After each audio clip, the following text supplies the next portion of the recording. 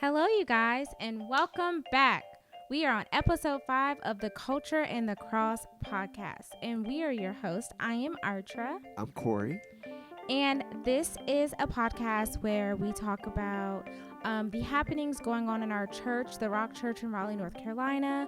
We talk about the things that we have seen across social media and the news, and then, of course, we get a refresh from Sunday's message. Alrighty, so let's dive right in. What's going on at the church? What's going on is that we are entering into summer, our summertime rhythm.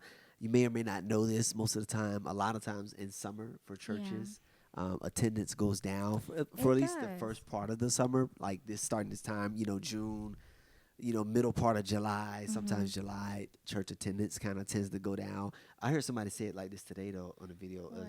More so, he said it like interest in church is what he said. Not so much just attendance, but interest. But, people are traveling. Yeah, I was going to say, people are in Cancun right now. Yeah, school just got out for a lot of people. Yeah. So, this past Sunday, our attendance was down, from where we had normally been for the past, month or so. I definitely noticed. I was like, okay, we're down a little bit. But, it's to be expected. Like, that's generally 99% of churches in America right now, like during this time of year.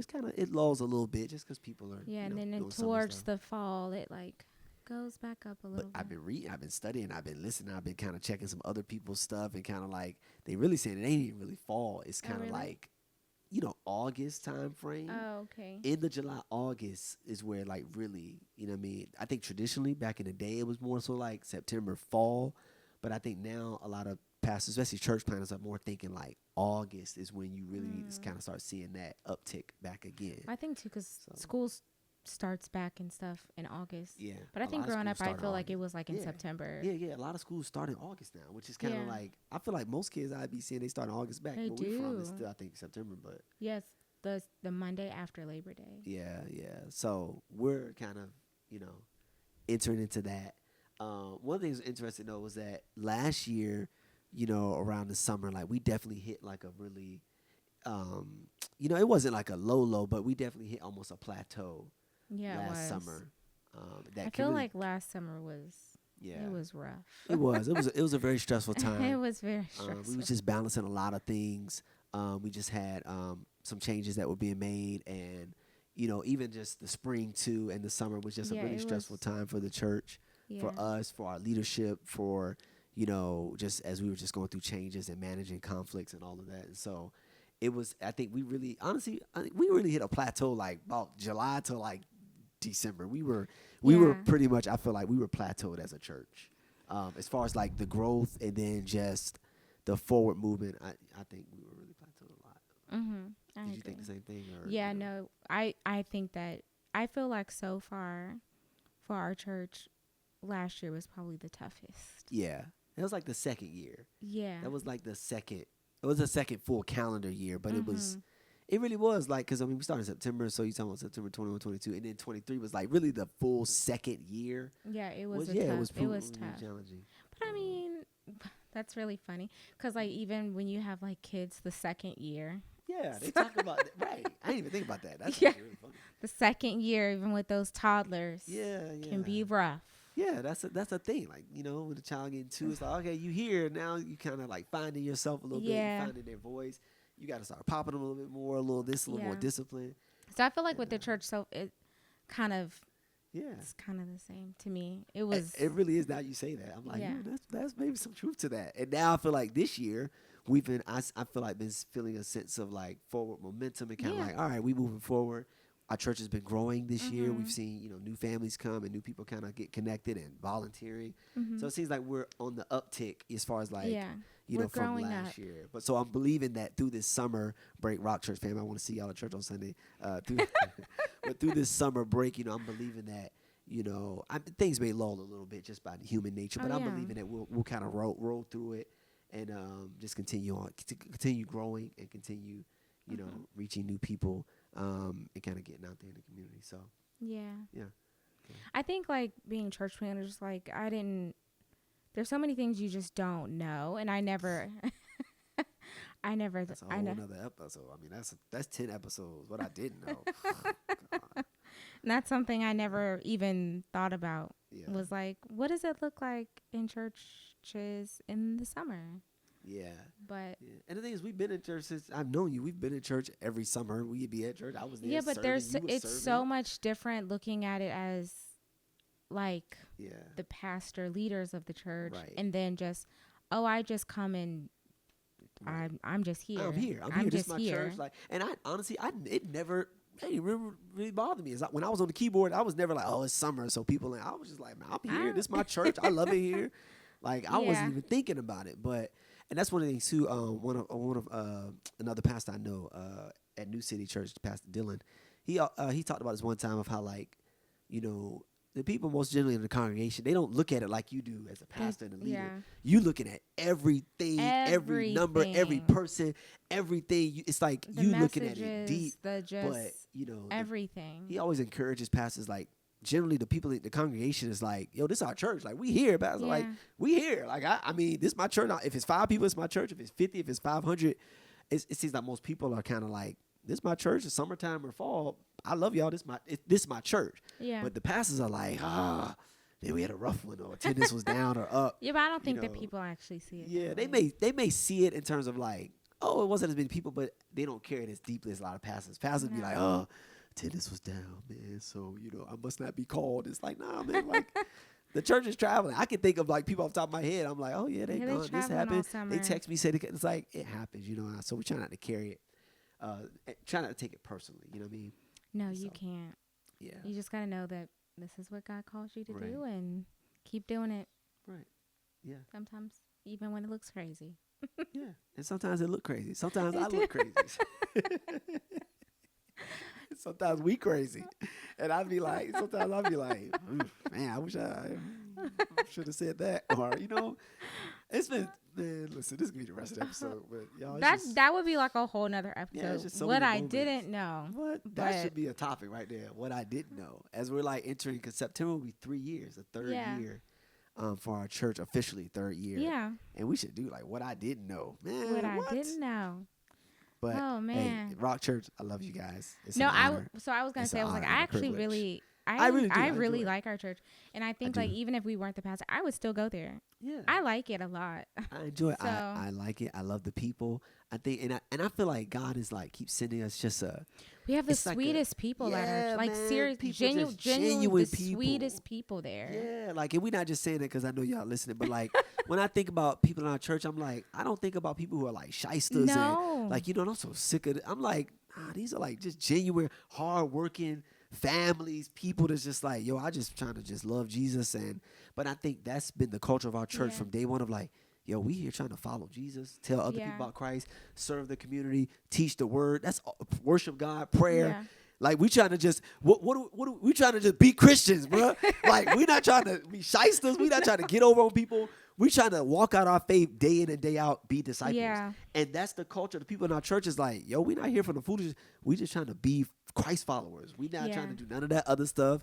We don't care if it's big or small. We just trying to follow Jesus and faithfully serve him. Like, that's the culture of our church. It's almost like a blue collar, like, yo, we show up week in, week out. We serve God. We worship together. We look out for each other. We treat each other like we love each other. Like, that's our church, man. And I love that, I know. I really do, for real.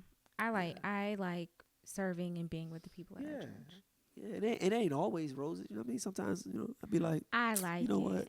But it's the people, man, are really just genuine people. So.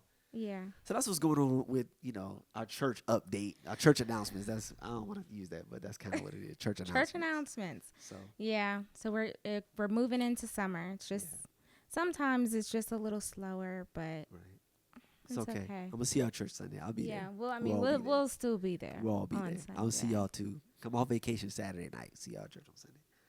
So. Okay. So, moving into as seen on social media, is a lot going on about Caitlin Clark. WNBA. Yes, in the WNBA. And, as the sports expert that I am, of course. You're a former professional. I am. You're a former baller, ain't you? I am. I am a former, I'm a former baller. I ball. That's what I'm about to say. Archer played basketball. I did. 24 hours. Yeah, it was literally Tell the people what happened. Just tell them. It was a day. Just tell them. I really wanted to play basketball because my dad plays basketball, and I was like, this is something that we're gonna bond over. It's gonna be a great experience. Like, I'm gonna be on the team. I don't think it wasn't like a school team, but I was on the like Parks and Rec team. Like like something like that. It wasn't even AAU back then. No, it was just like and I probably was like in middle school or ninth grade I was young. And I was like, this is going to be great. Like, I'm going to be balling like my dad. This is going to be so good. And we have like our first like practice or game or something. And this girl comes up and she checks me so hard. And she like bumped me. And I was like, and we're out. We're done. You quit after one day? I did, because she touched me. And I was like, I'm not doing this. That's really crazy. Send me back to gymnastics. Because and your parents let you just quit after one day? Absolutely. And I went right back to gymnastics and playing my oboe. Because I tried to quit football that first week. My dad was like, you ain't quitting, boy. I literally you finish the season. But so my mom though was really big about getting like trial lessons. Oh yeah, So it was probably like one of those. Well, before they would even advertise it as trials, she would straight up be like, "We not paying for that. Right? Like, we're not paying for 18. I'm not paying like for 18 lessons. Like, she gonna come one time, two times, and then I'm gonna see about it. Yeah. And so I think it was one of those type of things is why she was like, okay, fine. Because if she would have paid, she would have been like, no, you're going to finish the season out. Like we did with the kids in soccer. It was like, nah, you're finishing soccer out. Right. But no, it was a day. And then I was like, I'm going back to gymnastics. I'm going back to the band room, play my oboe and my flute because you're chest bumping me and stuff. And like, I didn't know this was football. I thought we were just trying to ball on the court. Okay, but anyway, Caitlin Clark. Mm-hmm. So, you know, she has been in the news, in the media a lot, even from when she was playing in college. Right, at Iowa, I believe it was. Yes, even when she was playing in college, because she is a really good basketball player. But now she's been getting a lot of fouls. People are also upset because she seems to be almost like the face of the WNBA. Already. A month, 2 right. months. Which I didn't realize that like they graduate college and then now they're like, I'll be honest with you, I didn't know that. I was like, I didn't know the season. I was like, can the girl get a vacation? No. Like she just graduated college. Like, can she get a break? Straight to the league. I didn't know that, but honestly, good for them. And she's already gotten the publicity. Yeah. You know, the shoe deal. Yeah. All of that. And so people are They're really flying private. Right. People are really, so it seems like what's happening is that people are really upset that she's getting all of this notoriety and basically being deemed as this, you know, and she's white, you know, so and the WNBA has been primarily a black league, primarily black ladies that have been playing since, you know, I think since it began, since back in the day, kind of like the NBA. And so she's young, she's white, she's out of Iowa, and already being deemed as the face of the league, like this, you know, great white savior, great white hope. I think was that like a movie or something like that. Just that phraseology. That's not what they call her, but just that phraseology, like she's gonna come and save the league. And it seems like there is a lot of like. I don't feel like they should put that pressure on that. Yeah, but it seems like the players that's been in the league, that's been flying commercial, that's been games not being seen. It seems like it does seem a little bit like they kind of a little bit like, yo, like you just got here, like you don't get to like overstep, you know, everything that we've done for basically the past couple of decades, you know, that the league has been around. And so this is my thing on this though. This is what I think on this. Okay. And I think that, and I thought about it more. I think what happens, my dad uses this concept. He uses it like when you're working on a great idea. And imagine like you're trying to like strike gold, right? Yeah. And you're hammering away at the mountain and you keep getting rocks, you keep getting false gold, all this stuff. The gold is in there, but you keep hammering away. At some point, you're going to strike gold. Yes. But let's say, for example, you hammer away and you don't strike it. And then your son hammers away and he don't strike it. But then your grandson comes along, and because of the work the father and the son have done, the grandson strikes it in the first year and gets the notoriety. But it was because of the work that the grandfather and the father had done that the grandson comes along at the right time and he strikes gold. Boom.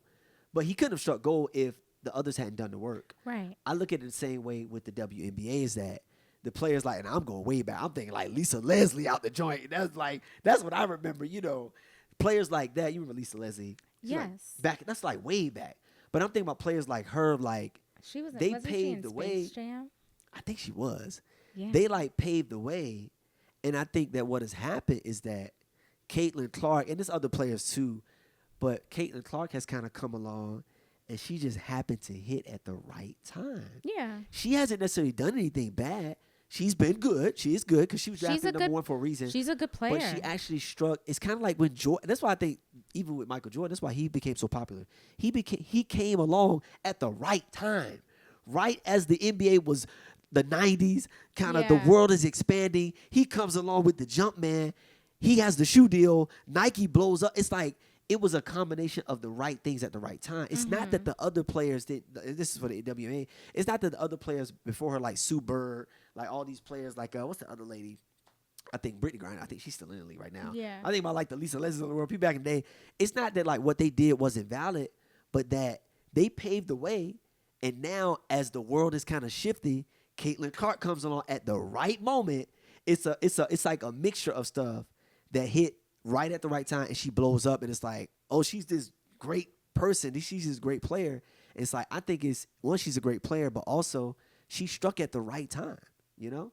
And I think people are kind of mad that, like, her timing has just been epic. Not even for her own doing, just by circumstances. Her timing has been perfect. I think that, like, I mean, she's a good player, so it's like, I don't know really what y'all are upset about. It'd be different if she was like, if she was like, oh my gosh, she's really not that great, but then everyone is like, oh, look at Caitlin Clark. Right. But she really is she's a good player. Yeah. I do, however, feel like I hope that the pressure of it all doesn't like get to her, because there is a lot of like you know, just pressure of like how they talk about her, how they're presenting it, like all of that stuff. So I'm like, I hope that doesn't get to her. But yeah, so I just hope that she doesn't feel like the pressure of it all and like crumble, you know, and then they're like, you know, they'll be talking about that. Like, oh, I thought she was going to be so good. Well, see, you know, she's holding up good. Yeah. So I hope that she stays that way. But also I will say that, you know, Angel Reese went into the league the same time that she did, and I just kind of wish that she would get the same type of like talk and recognition as Caitlin. It's the thing about that. Some people have that it factor that makes them stars, and some people don't got it. I ain't saying Angel So Reese what do you think that Caitlin's it factor is? This is the reason why it's called an it factor. No one can define it, but we know it when we see it. Okay. Some people got that juice. Some people got that. I'm saying like what makes Will Smith, you know, Denzel. Yeah, they're good, but like they got the look. They got you can see it on the screen. They got that presence about them, even, you know what I'm saying, in the movies or whatever case it be.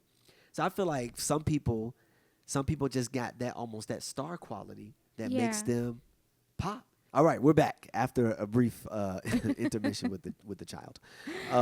So yeah, what I was saying though is that some people just got that it factor. Some people got that thing that makes them pop, and I think that maybe it's Caitlin, like I said, right time in right place. Yeah. Maybe she got that. She got that thing that makes LeBron, that makes Steph Curry, that made it Jordan. It's like that factor that makes a star. And I think that honestly, you can't be mad at that. Some people just got it, and some people ain't got that. You know, unfortunately, that's just kind of how it is. So I know I got that. You know, I ain't a movie star. But no, I think that's a valid thing. So yeah, we'll see how it plays out. But it's making more conversation for WNBA. That's going to end up with ticket sales, which I'm glad about. Viewers. I feel like no one truly cared until Caitlin Clark and Angel Reese. So I feel like y'all hating on the girl. Y'all about to get paid because people gonna be watching. I was literally like, dang, when the next WNBA, when the next Caitlin Clark? I was about to find out when the next game is. Yeah. I haven't watched a WNBA game in a long time. I was about to take a peek. What channel is that on? Right, but now we looking. Yeah, we never asked that before. So anyway, so that's that. Yeah, y'all let us know what y'all think. Basketball. Yeah, what do y'all think about the Caitlin Clark thing? Right. But okay, so our refresh. We have been, if you're at our church or you're just online and you're following us, Corey has been talking in the book of Ezra, which I have loved because that's also a book that not too many people talk about. Yeah. So it's been nice to kind of deep dive it. Absolutely. So yeah. So this week, this past Sunday, we were in Ezra chapter 8, and Ezra chapter 8 was more so focused on Ezra making preparation for the second journey of the Israelites from the land of Persia back to Jerusalem. And the main thing we focused on was leadership abilities, leadership qualities. And I say this all the time. And I've said this actually for years. I always love talking about leadership stuff. I like talking with leaders. I like our leadership meetings. I like leadership development. I like teaching leaders because, like I always say, man, I think that in order to be a leader, I think you have to have a certain mindset, a certain get it done in your mindset. That's what makes you a leader, right? Mm-hmm. And one of the things I thought was so funny before I even say anything else, I thought was so funny at the end of service, we had an altar call. Yes. And, I asked, I would say, hey, man, if you're a leader or if you're leading a department, you're a manager, you a household leader, and you feel like, you need prayer in your leadership, meaning like, God, take us higher. I need more vision. Mm-hmm. I need more clarity. I need more wisdom on how to deal with people, how to manage people, how to lead the companies, all that. And it was so funny because one of the things I said was, I was like, I gave the altar call, say, hey, if you want to come up for prayer, and sometimes people take a minute. Mm-hmm. And so, but one of the things that popped in my mind was like, Corey, you have to mention pride. Yeah. Because the reason a lot of people are leaders, the reason they get it done is because they got some pride to say, no, I don't need no prayer. I'll get it done. I got it. Right. And that's exactly why you need prayer, is because left to your own devices, you'll be like, no, I'm good. I got it. I don't need nobody. I don't need nothing. And that's the thing that makes you a good leader in some ways. That's why you rise to the top. That's why you rise to be the manager. That's why your stuff goes well, because you have to have that level of, I'll get it done no matter what. I'll bulldog it. I'll scratch and claw. By hook or crook, it's going to get done. That's what makes you, so in a lot of situations, that's what sometimes makes you a good leader or a good starter or a good entrepreneur, because you will dig it out with no help. But when it comes to prayer, you got to be willing to humble yourself to say, there is a strategy that God has for my business, for my department, for my thing that I'm leading, that I can't just get it on my own. I have to humble myself and say, God, will you show me? Right, help God, me. will you give me the wisdom? God, will you help me? Will you help me manage? Will you help me lead? Will you help me oversee? Will you help me delegate? And I had to mention, for every leader, if you're feeling like I don't need prayer right now, that's exactly why you need to come up, because I know that feeling. Yes. I am a leader. I know that feeling of, it's okay, I'll get it done. Oh, absolutely. Oh, you're not going to help? Don't you worry. I will do all of the jobs. I will do I will do all of the things. Here. I might be worn out afterwards. I'll be stressed out afterwards. Oh, wow. I'll be sweating. I'll be tired. I'll be falling out. I will do everything. You think but it'll get done. You think that's going to stop me from getting it? I'll do everything. Yeah. But while that makes a good starter, that helps you get stuff off the ground. But you can't go far like that. Right. That'll take you to a certain place. Yeah. But if you're going to go further, especially as a leader, you have to be willing to say, you have to move from just a doer to a overseer of the doers sometimes, and a developer of other not just overseer of doer, but a leader of leaders. So that's one of the things that we talked about, was that just that necessity for leaders to do what it takes to get it done. I would say this one main point that we leaned on hard was about leaders being prepared in prayer, which we talked about, making sure that we're taking the time to prepare. The Bible says in Ezra chapter 8 that one of the things that Ezra did was that when he gathered the people together, he called for a fast for 3 days, a fast and prayer, before they even made the trip. And so we talked about, as a leader, many times before you start to do anything, you start a new project, you start a new business. You have to pray. You got to take time to pray. Take a step back. And it's a humility thing. It to is. say, wait, let me make sure that I'm in line with what God wants to do with this business, this ministry, this thing that we're starting, before I just step out. Let me take a step back and pray about it. Yeah, that is true. That's something that my business coach and our pastors, the Andersons, they say that all the time, especially because they're like big business people now, and how, when you're a business owner and you are a Christian and you're believing God, that you have to make sure that you and God are working together. You don't move unless he move. Right. You don't do unless he tell you to do, Right. which sometimes it is very difficult. Absolutely. But it is so completely worth it knowing that you're doing it on God's time when he tells you to do it. It's so much sweeter. Absolutely. It is. It is sweeter when you know you're doing it in line with what God's laid out. But then also we talked about, leaders leaders managing finances well. Oh, yeah. Anytime you're leading anything, especially in business, ministry, your all home. that, your house, it's always finance. Finance is involved in everything. Unless you're doing a nonprofit, but even a nonprofit got to have somewhere to meet. They got to have an office. Like, you always managing finances. And one of the things I said, too, one of the things that's so good is that, nothing can stop a great work like mismanagement of finances. Yeah. Like, the thing might be good. You might be anointed. You might have a great idea. But, like, if you ain't got no money to get it done, like, it's not going to go very far. No, it's not. Like, you're going to end up, your ministry might be good, but if you ain't got no money, you going to be a street corner ministry. Nothing wrong with being a street corner, preaching on the corner ministry. But to be honest with you, like, if you're going to really reach people, you're going to need some finance. You're going to need some money to travel. You're going to need some, whatever your thing is. Even if you're like, well, I just have my home. Right. Well, if you don't manage your home finances well, now you could be riddled with debt and, struggling in that way. Yeah, absolutely. And then one of the other things that we talked about was, the gracious hand of God, remembering God's gracious hand. And Ezra says it like this in Ezra chapter 7 and 8. He talks about the gracious hand of the Lord, the gracious hand of God. And really it's just about, man, as a leader, always remembering, like, where your success comes from. Yeah. I know you're great and I know you're good. That's why you're the leader, because you're good. You're good at what you do. Like, you're great. You're sharp. Like, you're on top of it. You're intelligent. But it's always remembering, like, this is because of God. Like, right. Who gave you that ability? Right. Who gave you that ability? Who gave you the wisdom? Who gave you the idea? Who gave you the strategy? Right. It's always remembering where your help comes from. And as a leader, you always have to remember that. You always got to look to God and always give the credit back to God. Say, God, it was nobody but you. Like, yeah, we marketed. Yeah, we did our thing. But, like, it wouldn't have been as successful without the gracious hand of God. Absolutely. Yeah. And then lastly, too, though, one of the things, man, and we talk about leadership principles, too. Jesus was the greatest leader. Yes, he was. He took 12 people and was with them for 3 years. And 2,000 years later, we're still feeling not just the ripple effects.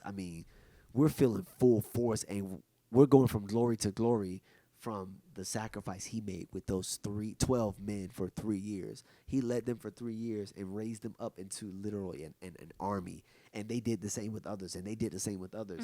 And here we are still doing the same. And so I just think that when we talk about being a great leader, we have to look at Jesus. Because when we think about great leaders, we think about Martin Luther King, we think about George Washington, do. We think about, Abraham Lincoln. And, you know what I'm saying? Jesus, too, was a great leader. Right. We think about all these, other people, you know what I'm saying? We think about Steve Jobs or somebody, or Malcolm X, or whatever the case is. We think about all these people, but we don't think like, oh, Jesus. When we think about great leaders, people don't be like, yeah, Jesus. Like, you know what I mean? Like, what did he do to lead those people? So I think as a leader, man, remember to lean into who Christ is. He has principles for you to be a better leader. Yeah, like how you talk to your employees or your coworkers, and just how you are to handle certain situations. Absolutely. Yeah. Within your working environment. Absolutely. So that's that. That is that. So, yeah. Thanks for tuning in, you guys. And if you are at the Rock Church, we hope to see you tonight at 7 p.m. for our worship night. And we are also fasting, so don't forget to be fasting and praying today. Starting at midnight. Already started. Yes, so don't forget to be fasting and praying, and that we'll see you at worship night. But if you cannot make it, it's okay. We will see you on Sunday. Yes, same place, same time. Cool. I will catch y'all later. See you later. Peace.